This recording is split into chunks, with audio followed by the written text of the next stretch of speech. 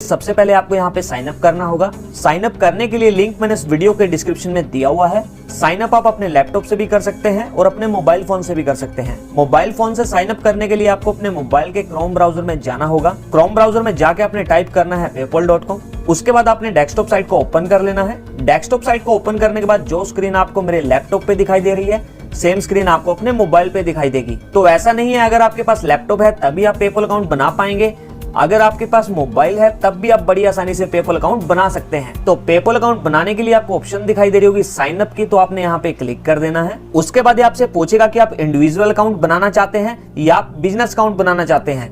देखिए दोस्तों, जो इंडिविजुअल अकाउंट होता है वो सेंड पेमेंट ओनली, यानी कि अगर आपने आउट ऑफ इंडिया किसी को पेमेंट सेंड करनी है या आप कोई वर्ल्ड वाइड शॉपिंग करते हैं तो आप इंडिविजुअल अकाउंट के थ्रू कर सकते हैं। लेकिन इंडिविजुअल अकाउंट में आप कोई भी पेमेंट रिसीव नहीं कर सकते, यानी कि अगर आपने बाहर से किसी से पैसा मंगवाना है अपने अकाउंट में तो आप इंडिविजुअल अकाउंट में नहीं मंगवा सकते। और दोस्तों, कुछ टाइम पहले अगर आप इंडिया में भी किसी को पेमेंट सेंड करना चाहते थे तो आप पेपल के थ्रू बड़ी आसानी से कर सकते थे, लेकिन अब पेपल इंडिया में क्लोज हो चुका है। आप कोई भी डोमेस्टिक ट्रांजैक्शन पेमेंट सेंड की इंडिया में नहीं कर सकते। लेकिन अगर आपने आउट ऑफ इंडिया किसी को पेमेंट सेंड करनी है या बाहर से कोई पेमेंट अपने अकाउंट में ट्रांसफर करवानी है तो वो आप बड़ी आसानी से कर सकते हैं। और दोस्तों, जो बिजनेस अकाउंट होता है, बिजनेस अकाउंट में आप पेमेंट रिसीव भी कर सकते हैं एंड पेमेंट सेंड भी कर सकते हैं। तो बिजनेस अकाउंट आपके दोनों काम कर देता है। तो आप सभी को बिजनेस अकाउंट ही बनाना चाहिए। तो बिजनेस अकाउंट बनाने के लिए आपने यहाँ पे क्लिक कर देना है और उसके बाद आपको ऑप्शन दिखाई दे रही होगी नेक्स्ट की, तो आपने नेक्स्ट के बटन पे क्लिक कर देना है। एंटर यूर ईमेल एड्रेस में आपने अपनी ईमेल आईडी को फिल कर देना है। ईमेल आईडी फिल करने के बाद आपको ऑप्शन दिखाई दे रही होगी सबमिट की, तो आपने यहाँ पे क्लिक कर देना है। उसके बाद आपने पेपल का कोई भी पासवर्ड बना लेना है जो आप रखना चाहते हैं फ्रेंड्स अपनी मर्जी से। लेकिन दोस्तों, पेपल का पासवर्ड मिनिमम 8 to 20 कैरेक्टर का होना चाहिए।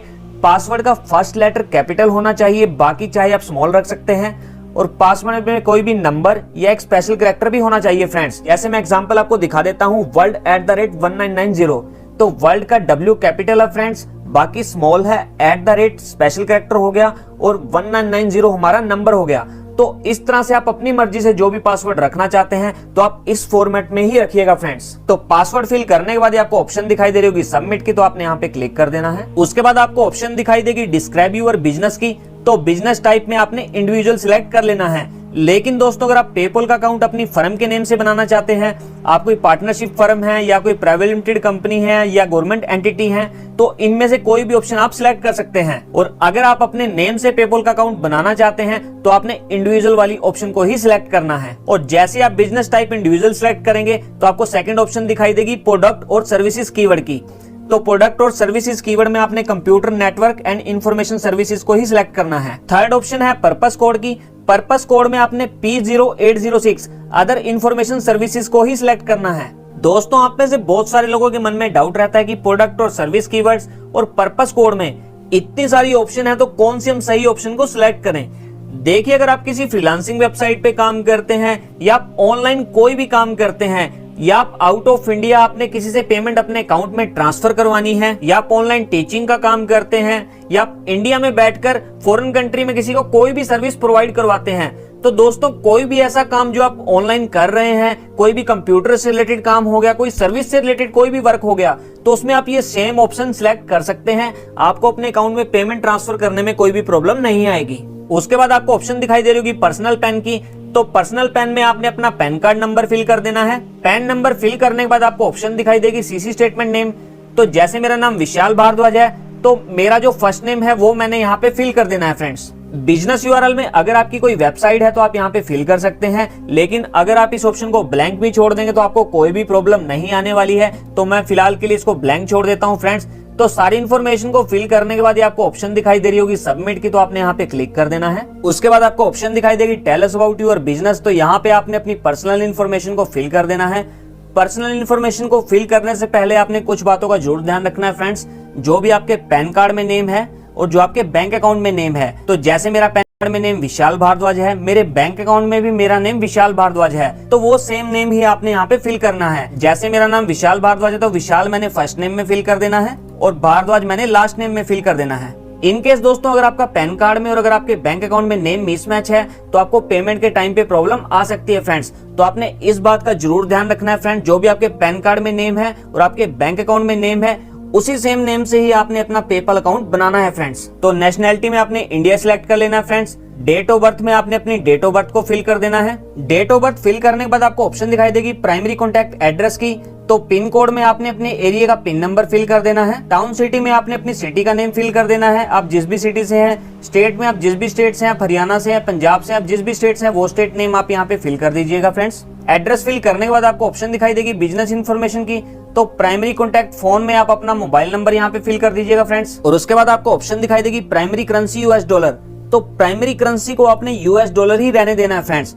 कुछ टाइम पहले यहाँ पे इंडियन रुपीस वाली ऑप्शन भी आती थी, लेकिन जब से पेपल इंडिया में क्लोज हुआ है डोमेस्टिक ट्रांजैक्शन के लिए, तो यहाँ पे इंडियन रुपीस वाली ऑप्शन को हटा दिया गया है फ्रेंड्स। और आप में से बहुत सारे लोगों के मन में यह डाउट रहता है कि अगर हम प्राइमरी करेंसी यूएस डॉलर कर देंगे तो इंडियन रुपीस में हमारे बैंक अकाउंट में पेमेंट आ जाएगी। तो दोस्तों, अगर प्राइमरी करेंसी आप यूएस डॉलर यहाँ पे सिलेक्ट करते हैं, कोई भी व्यक्ति फौरन से आपके बैंक अकाउंट में पैसा भेजता है तो वह ऑटोमेटिकली कन्वर्ट होके इंडियन रुपीस में ही आपके बैंक अकाउंट में आएगा फ्रेंड्स। तो आपको इस बात की चिंता करने की जरूरत नहीं है और प्राइमरी करेंसी को आपने यूएस डॉलर ही रहने देना है। तो सारी इन्फॉर्मेशन को फिल करने के बाद आपको ऑप्शन दिखाई दे रही होगी एग्री एंड कंटिन्यू की, तो आपने यहाँ पे क्लिक कर देना है। तो दोस्तों, अब हमारा पेपल अकाउंट क्रिएट हो चुका है। उसके बाद ये आपसे कुछ क्वेश्चन पूछेगा, व्हाट डू यू सेल। तो आप इनका आंसर देना चाहते हैं तो दे सकते हैं, नहीं तो आपने होम के बटन पे क्लिक कर देना है फ्रेंड्स। दोस्तों, पेपल अकाउंट बन जाने के बाद सबसे जरूरी है यहाँ पे अपनी ईमेल आईडी को कंफर्म करना और अपना बैंक अकाउंट लिंक करना। तो ईमेल आईडी को कंफर्म करने के लिए आपकी ईमेल आईडी पे एक ईमेल आया होगा। देखिए फ्रेंड, जैसे हमारी ईमेल आईडी पे एक ईमेल आया हुआ है कंफर्म यूर ईमेल एड्रेस, तो कुछ इस तरह से आपकी ईमेल आईडी पे भी एक ईमेल आया होगा फ्रेंड्स कंफर्म यूर ईमेल। तो आपने गेट स्टार्टेड नाउ पे क्लिक कर देना है। उसके बाद ये आपसे पासवर्ड मांगेगा, तो जो भी आपने पेपल का पासवर्ड रखा था फ्रेंड्स, वो पासवर्ड आपने यहाँ पे फिल कर देना है। पासवर्ड फिल करने के बाद आपको ऑप्शन दिखाई दे रही होगी कंफर्म ईमेल एड्रेस की, तो आपने यहाँ पे क्लिक कर देना है। ईमेल आईडी कंफर्म करने के बाद आपको कुछ इस तरह से स्क्रीन दिखाई देगी। तो अब मैं आपको यह बताऊंगा कि कैसे आपने अपना बैंक अकाउंट और डेबिट कार्ड यहाँ पे लिंक करना है। बैंक अकाउंट लिंक करने के बाद कैसे वो वेरीफाई होगा, तो आपने एक एक स्टेप को बड़े अच्छे से समझना है फ्रेंड्स। तो बैंक अकाउंट लिंक करने के लिए आपने यहाँ पे नीचे आ जाना है और नीचे आपको ऑप्शन दिखाई दे रही होगी कंफर्म योर आइडेंटिटी की, तो आपने सी डिटेल वाली ऑप्शन पे क्लिक कर देना है। और देखिए यहाँ पे लिखा हुआ है प्लीज वेरीफाई योर इन्फॉर्मेशन, तो आपने गेट स्टार्टेड वाली ऑप्शन पे क्लिक कर देना है। बैंक अकाउंट लिंक करने से पहले देखिए यहाँ पे लिखा हुआ है पर्सनल इन्फॉर्मेशन, तो सबसे पहले आपने अपनी पर्सनल इन्फॉर्मेशन को वेरीफाई कर लेना है।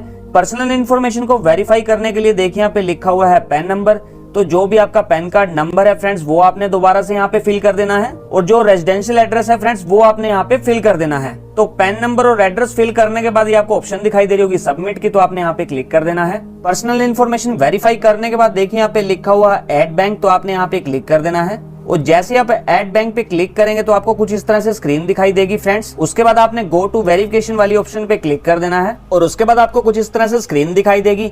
बैंक अकाउंट और डेबिट कार्ड लिंक करने के लिए आपने यहाँ पे नीचे आ जाना है और नीचे आपको ऑप्शन दिखाई दे रही होगी link a new bank account, link a new card. तो बैंक अकाउंट और डेबिट कार्ड लिंक करने से पहले फ्रेंड्स मैं आपको एक जरूरी बात बता देता हूं कि अगर आपने फॉरेन कंट्री से अपने अकाउंट में पेमेंट सिर्फ ट्रांसफर करवानी है, यानी कि पैसा अगर अपने अकाउंट में मंगवाना है, तो सिर्फ आपको यहाँ पे बैंक अकाउंट लिंक करने की ही जरूरत है। अगर आप यहाँ पे सिर्फ अपना बैंक अकाउंट लिंक कर देते हैं तो पेमेंट इजिली आपके बैंक अकाउंट में ट्रांसफर हो जाएगी फ्रेंड्स। लेकिन अगर आप कोई वर्ल्ड वाइड शॉपिंग करते हैं या आउट ऑफ इंडिया आपने किसी को पैसा ट्रांसफर करना है, तब आपको यहाँ पे डेबिट कार्ड की जरूरत पड़ती है फ्रेंड्स। तो कुछ लोगों को ये काफी कंफ्यूजन रहता है कि सर मैंने सिर्फ पेमेंट अपने अकाउंट में मंगवानी है और मेरे पास एटीएम कार्ड नहीं है, तो उन लोगों का काम सिर्फ बैंक अकाउंट से चल जाएगा, उनको डेबिट कार्ड लिंक करने की यहाँ पे जरूरत नहीं है। तो बैंक अकाउंट लिंक करने के लिए आपको ऑप्शन दिखाई दे रही होगी link a new bank account, तो आपने यहाँ पे क्लिक कर देना है और उसके बाद यहाँ पे लिखा हुआ है link a bank account. Bank account link करने के लिए सबसे पहले आपने IFSC कोड फिल कर देना है। IFSC कोड आप ऑनलाइन भी सर्च कर सकते हैं और आपके बैंक की पासबुक और चेकबुक पे भी IFSC कोड लिखा होता है फ्रेंड्स। IFSC कोड फिल करने के बाद यहाँ पे लिखा हुआ है अकाउंट नंबर, तो जो भी आपका बैंक अकाउंट नंबर है फ्रेंड्स वो आपने यहाँ पे फिल कर देना है। IFSC और अकाउंट नंबर फिल करने के बाद आपने लिंक यूर बैंक वाली ऑप्शन पे क्लिक कर देना है और उसके बाद यहाँ पे लिखा हुआ है how to confirm your bank account, we send two small deposit less than 1.5 INR that you will receive in 3 to 5 days। जैसे आप अपना बैंक अकाउंट यहाँ पे लिंक करेंगे फ्रेंड्स, तो 3 से 5 दिन के अंदर आपके बैंक अकाउंट में 2 छोटी छोटी ट्रांजैक्शन होंगी, वो 1 या 1.5 रुपए की 2 ट्रांजैक्शन आपके बैंक अकाउंट में होंगी फ्रेंड्स। तो वो सेम अमाउंट जहां से आपने बैंक अकाउंट लिंक किया है वहां पे क्लिक करके उन सेम अमाउंट को आपने यहाँ पे फिल कर देना है और उसके बाद यहाँ पे आपका बैंक अकाउंट वेरीफाई हो जाएगा फ्रेंड्स। तो फ्रेंड्स अब हमारा बैंक अकाउंट यहाँ पे लिंक हो चुका है, लेकिन देखिए यहाँ पे लिखा हुआ है कंफर्मेशन पेंडिंग। तो 3 से 5 दिन के अंदर जैसे 2 डिपॉजिट आपके यहाँ पे आएंगे तो आपने यहाँ पे क्लिक कर देना है। क्लिक करने के बाद फ्रेंड्स देखिए यहाँ पे लिखा हुआ है स्टेटस रेडी टू कंफर्म। तो जैसे 2 स्मॉल डिपॉजिट बैंक अकाउंट में क्रेडिट होंगे तो आपने कंफर्म बैंक वाली ऑप्शन पे क्लिक कर देना है। उसके बाद यहाँ पे लिखा हुआ है कंफर्म योर बैंक।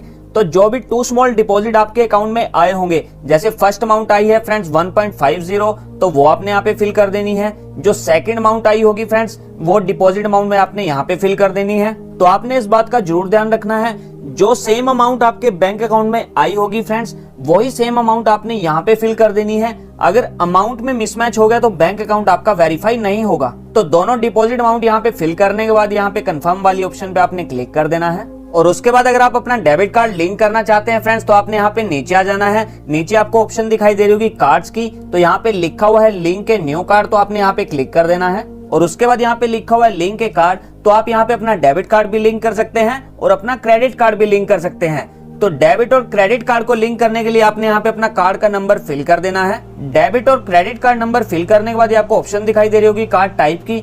तो जो भी आपका कार्ड टाइप होगा फ्रेंड्स वो आपके कार्ड के ऊपर ही लिखा होता है कि आपका वीजा कार्ड है, मास्टर कार्ड है, डायनर्स क्लब कार्ड है। तो वो कार्ड टाइप आप यहाँ से सिलेक्ट कर लीजिएगा। देखिए दोस्तों, जो पेपल है वहां पे आप visa card, master card, American express, discover और डायनर क्लब कार्ड ही अटैच कर सकते हैं।